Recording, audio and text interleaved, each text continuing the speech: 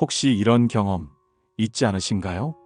분명 좋은 사람이라고 생각해서 마음을 활짝 열었는데 어느 순간 상처만 남긴 채 멀어져 버렸던 기억. 너무 거리를 두면 외로움에 사무치고 또 너무 가까워지면 날카로운 가시에 찔리는 듯 아픈 이 지긋지긋한 인간관계의 딜레마 말입니다. 독일의 위대한 철학자 쇼펜하우어는 이러한 인간관계의 고통스러운 고민을 고슴도치 딜레마에 비유했습니다. 추운 겨울, 고슴도치들이 서로에게 기대어 체온을 나누려 하지만 몸에 박힌 가시가 서로를 찌르는 상황. 너무 가까이 다가가면 아파서 고통스럽고 그렇다고 너무 멀리 떨어져 있으면 얼어 죽을 것 같은 그런 아이러니한 상황이죠. 우리 사람 사이의 관계도 이와 다르지 않습니다. 가까워질수록 필연적으로 상처를 주고받게 되고 멀어지면 외로움이라는 차가운 그림자가 드리워지죠. 그렇다면 대체 우리는 사람들과 어떤 적절한 거리를 유지해야 상처받지 않고 행복할 수 있을까요? 쇼펜하우어는 우리가 인간관계에서 반드시 가슴에 새겨야 할 3가지 강력한 경고를 남겼습니다. 이 경고들을 이해하는 것만으로도 우리는 불필요한 실망과 깊은 상처로부터 벗어나 훨씬 더 단단하고 평온한 삶을 살아갈 수 있을 것입니다. 과연 그는 우리에게 어떤 놀라운 지혜를 전해주었을까요? 자, 이번 주제 시작하겠습니다. 첫 번째 경고, 주변 사람을 너무 쉽게 믿지 마라. 그리고 신뢰는 신중하게 쌓아라. 세상에는 2종류의 사람이 있습니다. 남을 이용하는 자와 이용당하는 자. 이 말은 바로 독일의 염세주의 철학자 쇼펜하우어가 남긴 날카로운 경고입니다. 우리는 흔히 믿음이 있어야 인간관계가 유지된다고 생각하곤 합니다. 하지만 쇼펜하우어는 오히려 그 반대로 주장했습니다. 사람을 너무 쉽게 믿으면 결국 반드시 배신당하게 될 것이다. 처음에는 이 말이 너무나 냉소적이고 잔인하게 들릴 수도 있습니다. 그러나 잠시 곰곰이 생각해보면 우리 인생에서 한 번쯤은 이런 가슴 아픈 경험을 해본 적이 있을 겁니다. 진심으로 마음을 열고 믿었던 사람이 어느 날 갑자기 등을 돌려버렸던 기억. 나만큼은 예외일 거야라고 믿었던 가까운 이가 예상치 못한 순간에 내게 깊은 상처를 주었던 그때 말입니다. 처음엔 분노와 배신감에 몸서리치지만 시간이 흐르고 나면 문득 깨닫게 됩니다. 내가 너무 순진했던 걸까? 아니면 사람을 보는 눈이 없었던 걸까? 그때서야 비로소 쇼펜하우어의 말이 뼈저리게 다가옵니다. 인간의 본성은 이기적이며 신뢰란 결코 쉽게 주어서는 안 되는 것이다.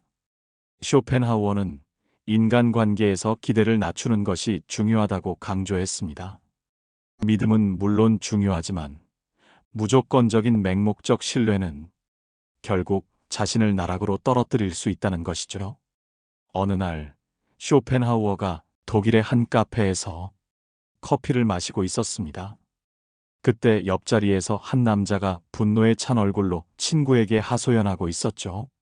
내가 그렇게 믿었던 친구가 내 등 뒤에서 날 깎아내리고 있었어. 내가 얼마나 많이 도와줬는데 어떻게 그럴 수가 있지? 그 말을 듣던 쇼펜하우어는 피식 웃으며 조용히 나지막이 말했습니다.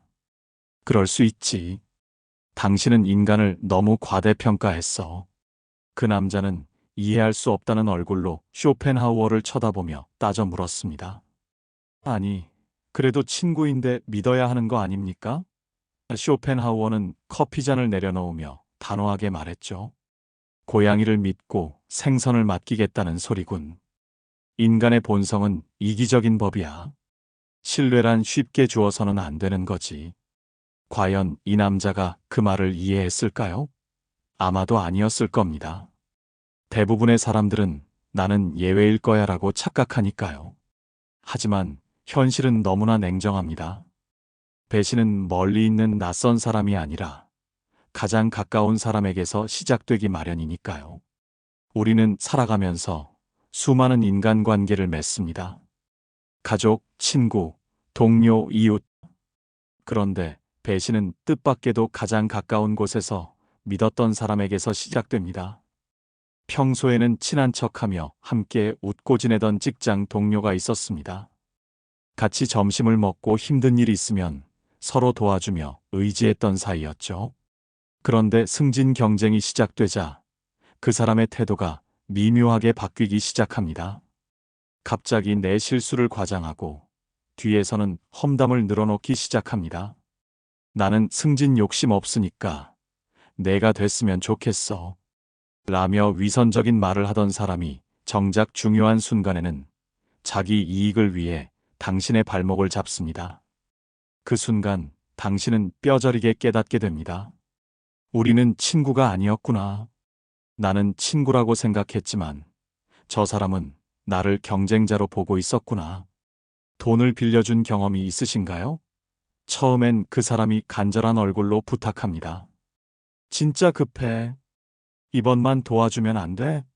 내가 죽어도 꼭 갚을게. 나를 믿어줘. 그런데 시간이 지나면 태도가 달라집니다. 이번 달엔 좀 힘든데 다음 달에 꼭 갚을게. 내가 돈이 없어서 안 갚는 거야? 사정 좀 봐줘. 돈 때문에 너무 정색하는 거 아니야? 빌려줄 때는 정말 고맙다며 두 손을 모으던 사람이 막상 갚을 때가 되면 왜 이렇게 적반하장 태도로 돌변할까요? 그러다 결국 연락이 끊어지고 당신이 먼저 연락하면 요즘 너무 바빴어. 내 사정도 좀 이해해줘. 마치 당신이 민폐를 끼친 사람처럼 몰아갑니다.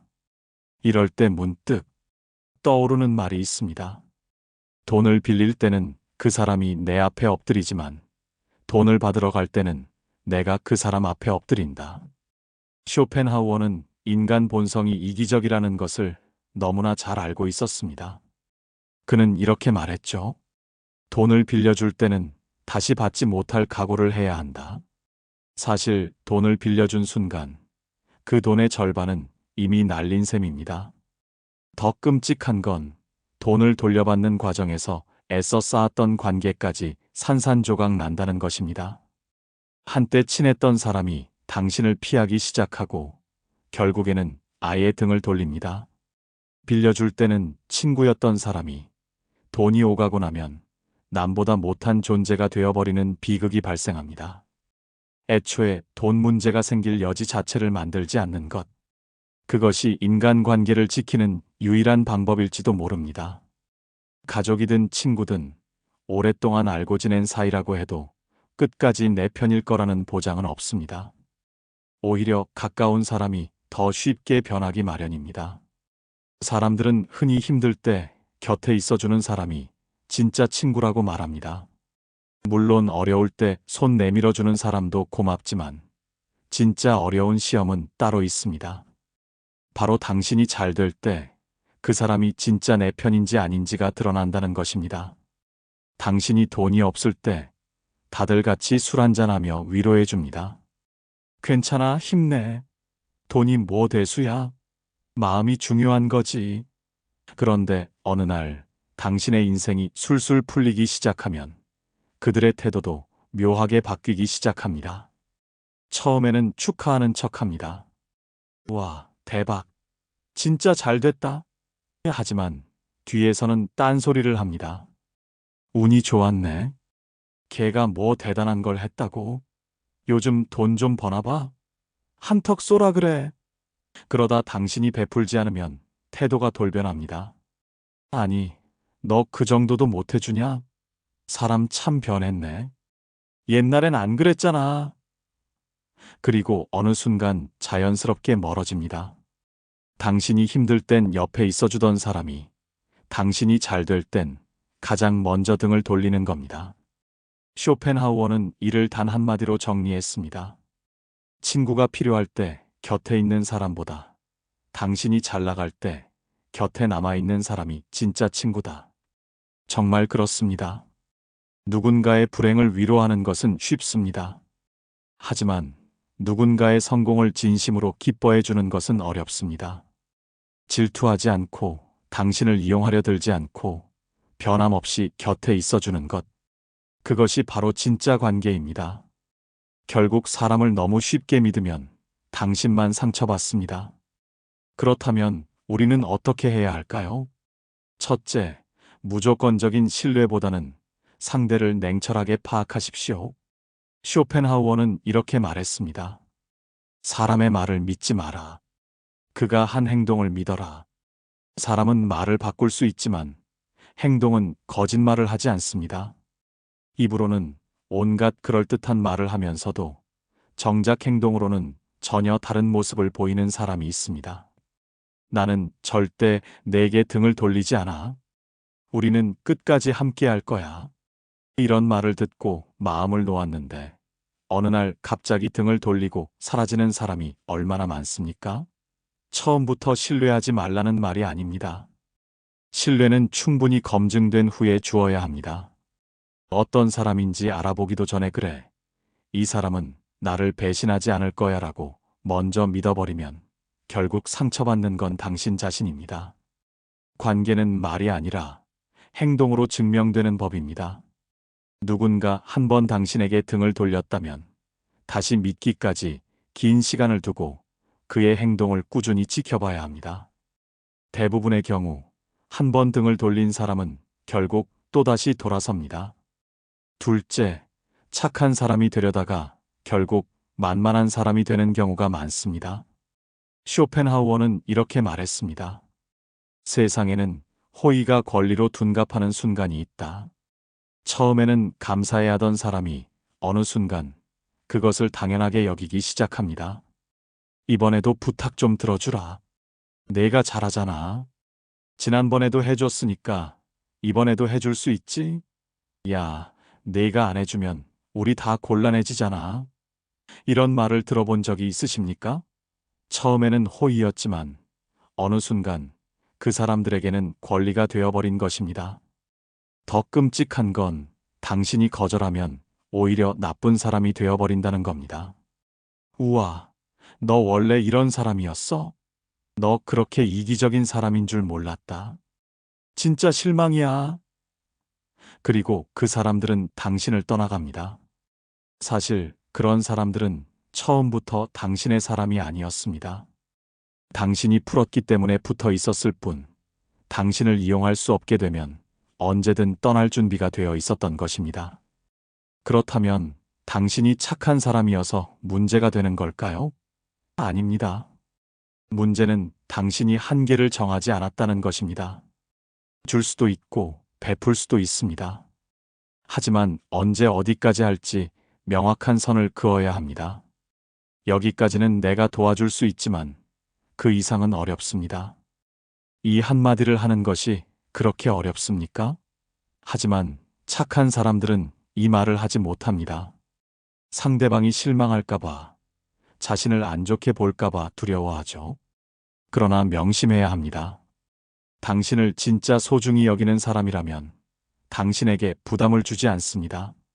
무리하게 요구하지도 않고 당신의 선을 존중할 줄 압니다. 그런 사람이 아니었다면 그 관계는 애초에 당신에게 필요 없는 관계였습니다. 결국 인간관계에서는 적절한 거리두기가 반드시 필요합니다. 쇼펜하우어는 인간관계를 다시 한번 고슴도치 딜레마에 비유했습니다. 우리는 서로 따뜻함을 나누고 싶지만 너무 가까이 다가가면 가시에 찔리게 됩니다. 너무 가까이 하면 상처받고 너무 멀어지면 외로워지는 것이죠. 그렇다면 이 딜레마의 답은 무엇일까요?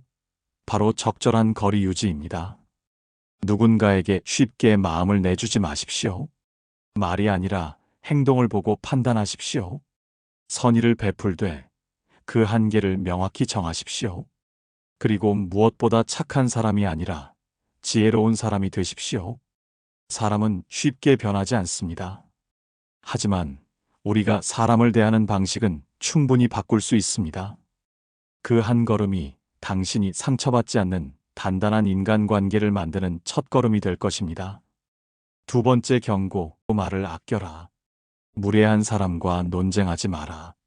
쇼펜하우어는 인간관계에서 반드시 피해야 할 것이 있다고 했습니다. 바로 어리석은 사람과 논쟁하는 것입니다. 그는 이렇게 일갈했습니다. 바보와 논쟁하는 것은 진흙탕에서 돼지와 싸우는 것과 같다. 돼지는 즐기지만 당신은 더러워질 뿐이다. 이 말을 듣고 고개를 갸우뚱할 수도 있습니다. 그래도 억울한 건 참을 수 없잖아. 나는 틀린 말을 한 게 아닌데 왜 참아야 하지? 맞습니다. 억울할 수도 있습니다. 하지만 중요한 건 논쟁을 해서 이기는 게 아니라 지혜롭게 피하는 것입니다. 왜냐하면 상대는 애초에 논리적으로 대화할 생각이 없기 때문입니다. 그저 당신을 이기고 싶어서 감정적으로 몰아붙이고 있을 뿐이죠. 그런 사람과 말싸움을 한다고 해서 무엇인가 바뀔까요? 결과는 뻔합니다. 서로 얼굴만 붉히고 정만 상하며 뒤끝만 남을 뿐입니다. 그리고 결국 당신은 후회하게 될 겁니다. 괜히 입을 열었어. 그냥 흘려보낼 걸. 그렇다면 이런 불필요한 싸움을 어떻게 피해야 할까요?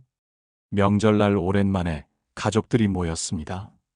오랜만에 얼굴 보니 반갑고 이야기 나누다 보면 한층 가까워질 수도 있겠죠. 그런데 한마디 잘못 던졌다가 분위기가 순식간에 얼어붙을 수 있습니다. 요즘 정치하는 사람들 진짜 한심하지 않냐? 나는 저 당이 맞다고 보는데 너희는 생각이 다르구나. 이런 이야기가 나오기 시작하면 분위기는 점점 과열됩니다. 처음에는 단순한 의견 교환이던 대화가 어느 순간 감정 싸움으로 번지기 시작합니다. 아니, 그걸 몰라? 너는 세상을 너무 순진하게 본다. 아니, 형이야말로 너무 극단적이야. 제대로 알고 말하는 거 맞아? 이처럼 한번 불이 붙으면 절대 꺼지지 않습니다. 결국 기분 상한 채로 모임이 끝나고 다음번엔 이런 자리를 피하고 싶어집니다. 사실 정치 이야기에서 누가 옳고 그른지는 중요하지 않습니다. 애초에 각자 믿고 싶은 게 다르기 때문에 절대 결론이 나지 않습니다. 오히려 그렇지, 맞아, 그렇구나 하고 흘려듣는 사람이 훨씬 현명한 것입니다. 어떤 사람들은 대화를 하는 목적 자체가 다릅니다. 서로 생각을 주고받으며 이해하려는 것이 아니라 무조건 자기가 이기고 싶어서 말꼬리를 잡고 늘어지는 사람들이 있습니다. 이런 사람들과 대화를 나누다 보면 처음에는 평범한 의견 교환 같다가도 어느 순간부터 이상하게 말이 꼬이고 기분이 상하기 시작합니다. 내 말은 그게 아닌데 솔직히 생각이 짧지 않아? 그래서 너는 뭐 얼마나 대단하길래 그런 소리를 해? 이 말을 듣는 순간 당신의 머릿속에서는 경고 신호가 울려야 합니다. 아, 이건 대화가 아니라 싸움이구나. 그런 사람들은 논리적인 설명이 필요한 것이 아닙니다. 애초에 당신의 의견을 듣고 싶어 하는 것도 아닙니다. 그저 당신의 말에 트집을 잡고 우위를 점하고 싶을 뿐입니다. 이런 상황에서 실수하는 사람들의 공통점이 있습니다. 아니, 나는 그냥 내 의견을 말한 것뿐인데 왜 자꾸 말꼬리를 잡지? 그렇게 상대를 이해시키려 하고 차근차근 설명하려고 노력합니다. 하지만 이것은 함정입니다.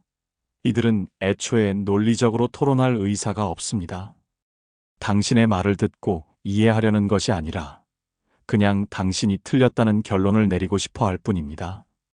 이때 가장 멍청한 행동이 뭔지 아십니까? 아니야. 내 말은 그런 뜻이 아니고 하면서 열심히 설명하는 것. 그 순간 상대는 속으로 웃고 있을 겁니다. 걸려들었군. 이제 내 마음대로 휘둘러 보자. 이런 사람들은 당신의 말을 반박할 논리가 없으면 논점을 흐리거나 말꼬리를 잡거나 감정적으로 몰아붙입니다. 이제부터 대화는 본질에서 벗어나 감정 싸움으로 번지게 됩니다. 그런데 이 싸움에서 당신은 절대 이길 수 없습니다. 왜냐하면 애초에 이 싸움은 논리가 아니라 기싸움이기 때문입니다. 그렇다면 답은 간단합니다. 그들이 원하는 반응을 주지 않으면 됩니다. 그럴 수도 있겠네요. 그렇게 생각하는 사람도 있겠죠. 이렇게 부드럽게 흘려보내고 싸움 자체를 거부하는 겁니다. 그러면 상대는 흥미를 잃고 더 이상 당신을 붙잡고 늘어지지 않습니다. 싸움에서 가장 완벽한 승리는 싸움을 시작하지 않는 것입니다. 논리적으로 설득되지 않는 사람도 피해야 하지만 그보다 더 피해야 할 사람은 감정적으로 몰아붙이는 사람입니다. 이들은 애초에 논리 따위는 중요하게 생각하지 않습니다. 무엇이 맞고 틀린지가 아니라 상대를 벼랑 끝으로 몰아붙이고 감정을 터뜨리게 만드는 것이 목적입니다. 내가 그렇게 똑똑하면 다 해봐. 나는 이렇게 힘들어 죽겠는데. 넌 도대체 왜 그러는 거야? 그렇게 잘났으면 너 혼자 살아. 이런 말들을 들으면 어떤 기분이 드십니까? 순간적으로 억울하고 화가 나고 반박하고 싶어집니다. 그런데 바로 그 순간이 상대가 원했던 상황입니다. 왜냐하면 이들은 대화로 설득할 생각이 없습니다. 당신의 말을 듣고 이해하려는 게 아니라 그냥 당신을 감정적으로 흔들어서 무너뜨리려는 겁니다.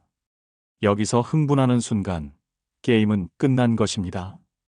감정적으로 대응하는 순간 상대는 기다렸다는 듯이 당신을 몰아붙입니다. 아니, 봐봐. 너 지금 화났지? 내가 잘못한 거 맞네. 역시 너는 원래 그런 사람이야. 본성 나오네. 이 싸움에서 이기는 방법은 단 하나, 싸움을 시작하지 않는 것입니다. 이런 사람을 상대할 때는 절대로 흥분해서 반응하면 안 됩니다.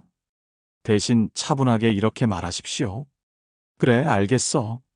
그럴 수도 있겠네. 힘들었나 보구나. 그럴 수도 있지. 이렇게 반응하면 상대는 당황합니다. 왜냐하면 상대가 원했던 그림이 나오지 않았기 때문입니다. 당신은 싸울 생각이 없는데 혼자만 감정적으로 흥분하고 있는 상황. 이러면 상대는 더 이상 싸움을 이어갈 수 없습니다. 그렇다면 당신이 참아서 손해보는 것일까요? 아닙니다. 손해보는 건 오히려 상대입니다. 싸움이 커질수록 당신의 감정은 소모되고 괜히 쓸데없는 논쟁에 시간을 빼앗기게 됩니다. 그러니 기억하세요. 무례한 사람과 감정 싸움을 하는 것은 진흙탕에서 돼지와 싸우는 것과 같습니다. 돼지는 즐기겠지만 당신은 더러워질 뿐입니다. 이길 방법은 단 하나, 그 싸움 자체를 피하는 것입니다.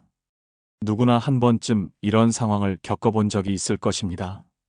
억울하게 몰리고 말이 통하지 않는 사람과 부딪히면서 이건 아니지 하고 목소리를 높였던 경험.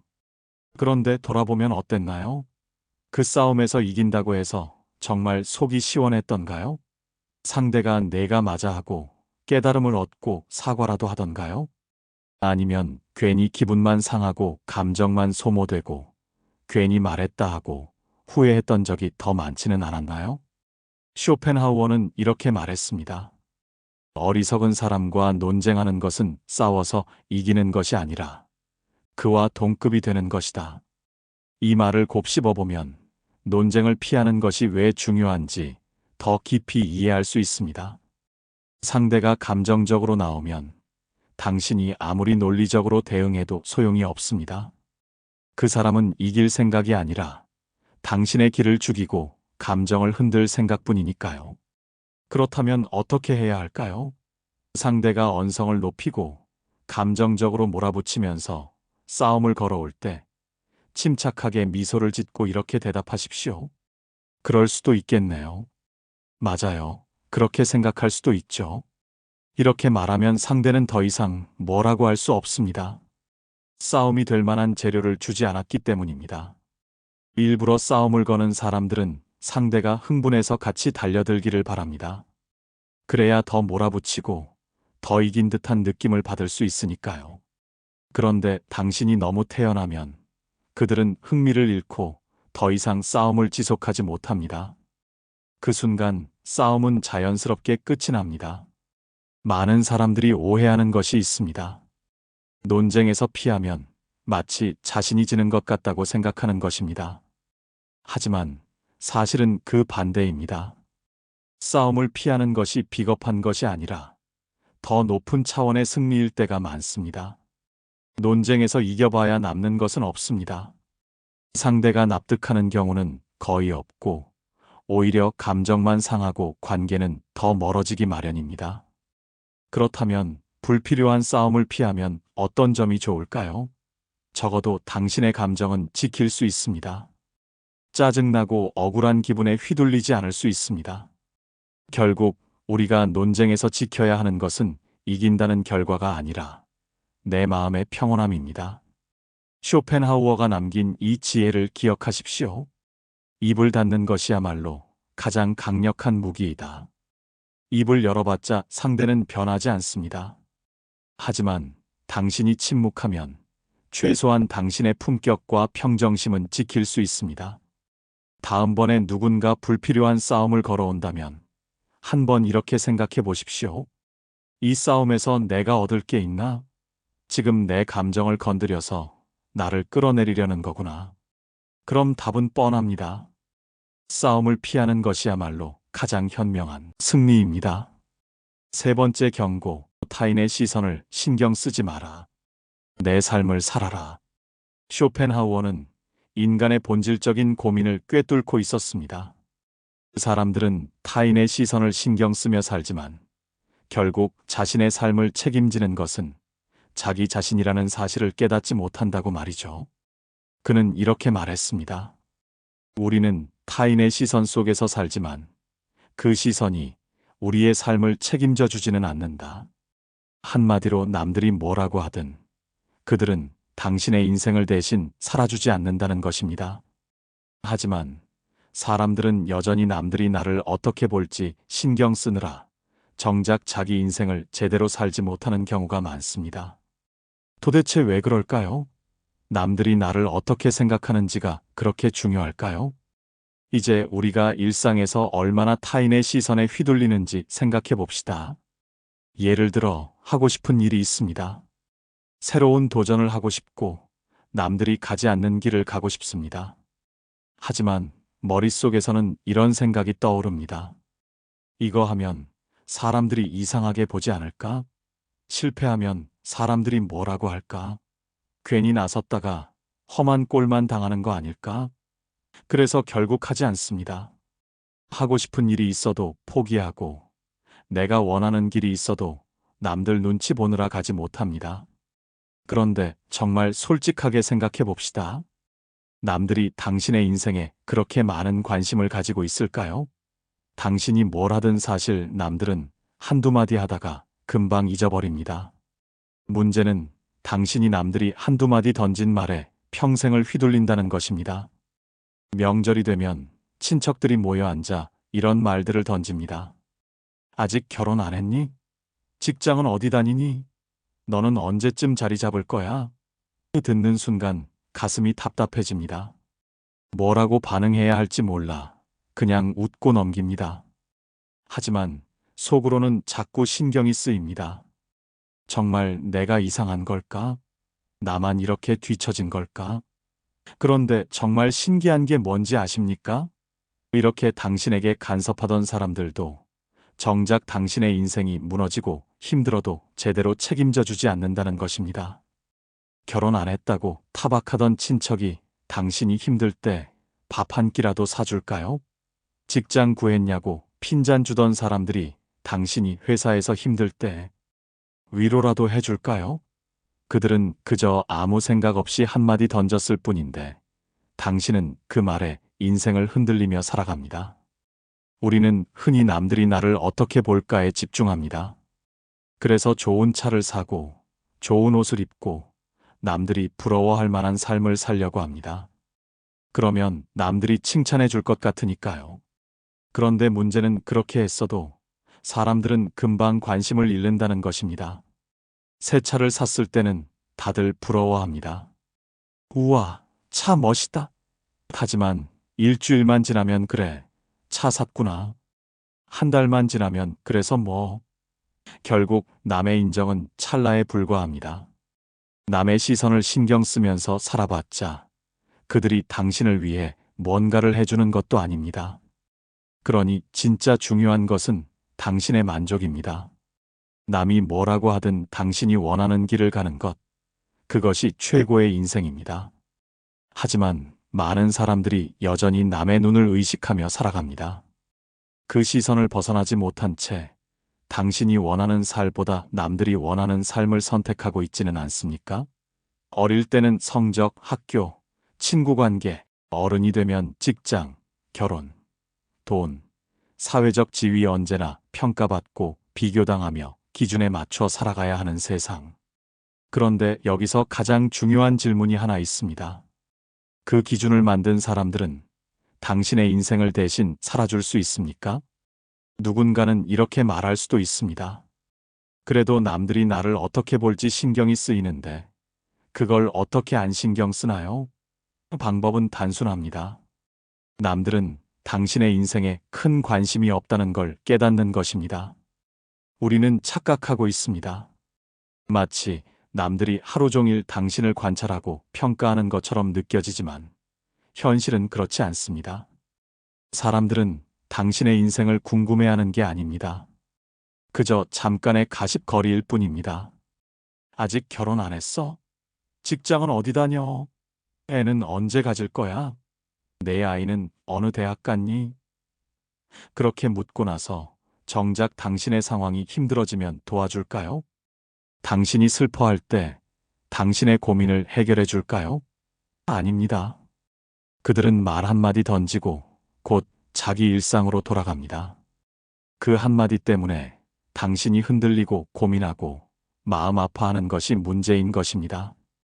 그러니 그걸 신경 쓰느라 당신의 삶을 포기할 필요가 있을까요? 살면서 많은 사람들이 이렇게 말합니다. 내가 원하는 대로 살지 마라. 현실을 봐야지. 남들이 다 그렇게 사는데 너만 다르게 살면 안 돼. 그래서 남들이 원하는 대로 살았습니다. 안정적인 직장을 잡고 무리해서 집을 사고 결혼을 하고 사회가 요구하는 틀에 맞춰 살았습니다. 그런데 그 끝에서 후회하는 사람들이 많습니다. 내가 원했던 삶은 이게 아니었는데. 가장 안타까운 순간은 그때 가서 깨달아도 이미 지나간 시간은 돌아오지 않는다는 것입니다. 그러니 더 늦기 전에 당신이 진정으로 행복할 수 있는 인생을 선택해야 합니다. 남들이 당신을 어떻게 볼까 고민하지 말고 당신이 어떻게 살아야 행복할까를 고민해야 합니다. 쇼펜하우어는 말했습니다. 내 인생을 대신 살아줄 사람은 아무도 없다. 그러니 남이 아니라 나 자신을 위해 살아야 한다. 그 누구도 당신의 인생을 대신 살아주지 않습니다. 누가 뭐라고 하든 결국 당신을 책임지는 이는 당신 자신입니다. 그러니 더 이상 남의 시선을 두려워할 필요가 없습니다. 세상에는 당신을 평가하는 사람들이 많습니다. 하지만 그 평가에 휘둘릴 필요는 없습니다. 남들이 당신을 욕할 수도 있습니다. 그렇다고 당신의 인생이 망하는 것은 아닙니다. 남들이 당신을 칭찬할 수도 있습니다. 그렇다고 당신의 인생이 극적으로 바뀌는 것도 아닙니다. 결국 당신을 행복하게 할 수 있는 건 오직 당신 자신뿐입니다. 남들보다 한 걸음 늦을 수도 있고 다른 길을 걸을 수도 있습니다. 하지만 그 길이 진짜 당신의 길이라면 그게 가장 완벽한 속도입니다. 쇼펜하우어가 남긴 이 말을 기억하십시오. 남들이 당신을 어떻게 보든 당신은 결국 당신 자신의 삶을 살아야 한다. 우리는 살아가면서 수많은 인간관계를 맺고 그 속에서 크고 작은 실망을 경험합니다. 때로는 믿었던 사람에게 배신당하고 때로는 말 한마디가 오해가 되어 깊은 상처로 남기도 하죠. 또 어떤 날은 단지 남들의 시선이 두려워 내가 정말 원하는 삶을 살지 못하고 주저앉기도 합니다. 하지만 이제 더 이상 이 불안정한 관계의 파도에 휘둘릴 필요가 없습니다. 마지막으로 오늘 쇼펜하우어의 이 세 가지 조언을 당신의 마음속에 단단히 새겨보세요. 첫째, 사람을 쉽게 믿지 않는 것. 둘째, 불필요한 논쟁을 피하는 것. 셋째, 타인의 시선에서 자유로워지는 것. 이 세 가지만 기억해도 여러분의 삶은 훨씬 더 단단해지고 아무리 힘든 순간에도 다시 굳건히 일어설 수 있는 강한 힘을 가질 수 있습니다. 누군가를 의심하라는 말이 아닙니다. 신뢰할 사람을 신중히 선택하고 그 믿음이 깨졌을 때 너무 아파하지 않도록 당신의 마음을 강하게 키우라는 뜻입니다. 논쟁에서 이기려 애쓰지 않아도 괜찮습니다. 때로는 침묵이 가장 지혜로운 대답이 되고 당신이 감정을 지키는 것이 가장 큰 승리가 될 수 있습니다. 그리고 무엇보다 가장 중요한 것, 이제는 남의 시선이 아니라 당신 자신의 인생을 살기로 선택하세요. 남들이 뭐라 하든 당신의 삶을 살아줄 사람은 오직 당신 자신뿐입니다. 그러니 남들보다 조금 늦어도 혹은 남들과 다른 길을 걷더라도 괜찮습니다. 그 길이 진짜 당신의 길이라면 그것이 가장 완벽한 속도일 테니까요.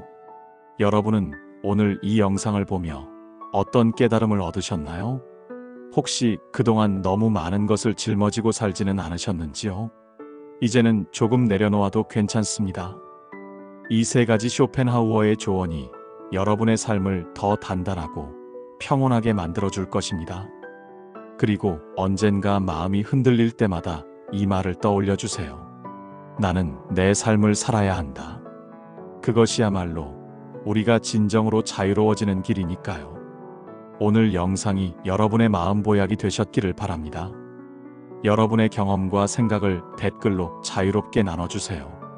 여러분의 이야기가 또 다른 누군가에게 큰 위로와 소중한 깨달음이 될 것입니다. 오늘 영상이 도움이 되셨다면 소중한 분들께 공유해 주시고 마음보약 채널의 구독과 좋아요로 응원 부탁드립니다. 여러분과의 소중한 연결이 저에게 큰 힘이 됩니다. 오늘도 좋은 하루 되세요.